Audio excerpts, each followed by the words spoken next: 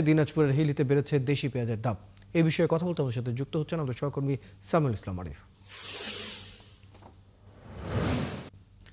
সামিউল, পেঁয়াজের দাম বাড়ায় প্রশাসন থেকে বাজার তদারকির কি ধরনের পরিস্থিতি দেখছেন এবং দামের পরিস্থিতি নিয়ে ক্রেতা এবং বিক্রেতারা কি বলছেন?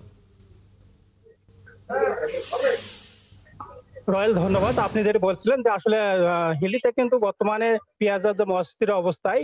গত এক সপ্তাহের ব্যবধানে কিন্তু এখানে 35 থেকে 40 টাকা কেজিতে দাম বেড়েছে। তবে এতে কিন্তু বিপাকে পড়েছে নিম্ন আর সাধারণ ক্রেতারা। তারা যেটি বলছেন, তারা কিন্তু ক্ষোভ প্রকাশ করেছেন। তারা যেটি বলছেন যে আসলে এক সপ্তাহের ব্যবধানে এতটা দাম বৃদ্ধি হয় তাদের কিন্তু অস্বস্তিকর বিষয় একটা হয়ে দাঁড়িয়েছে।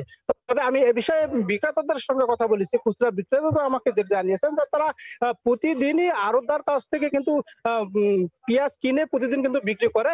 তবে তারা যেটি বলছেন যে বেশ কিছুদিন থেকেই কিন্তু প্রতিদিনই ৫ টাকা করে কেজিতে দাম বাড়িয়ে দিয়েছেন আড়তদাররা।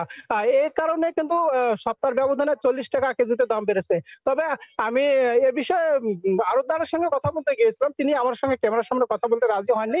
তবে আমি আমদানিকারকের সঙ্গে কথা বলেছি। আমদানিকারক আমাকে যেটি জানিয়েছেন যে আসলে বেশ কিছুদিন থেকে কিন্তু হিলি স্থল বন্দরে কিন্তু ভারত থেকে পেঁয়াজ আমদানি বন্ধ রয়েছে, যার কারণে দামটা কিন্তু বৃদ্ধি হয়েছে। কিন্তু তারা একটি বিষয় জানিয়েছেন যে আসলে বর্তমান যে পেঁয়াজের দাম সপ্তাহের ব্যবধানে ১০০ টাকা কেজি বৃদ্ধি হওয়াতে তারা কিন্তু আসলে একটা ধিক্কার জানিয়েছেন। তারা যেটি বলছেন যে সরকারের কাছে তারা ভারত থেকে পেঁয়াজ আমদানির অনুমতি চেয়েছেন। যদি ভারত সরকার অনুমতি দেয় তাহলে ভারত থেকে পেঁয়াজ আমদানি হলে দেশের বাজারে পেঁয়াজের দামটা অনেকটাই সহনশীল পর্যায়ে আসবে বলে তারা আমাকে জানিয়েছেন। রয়েল।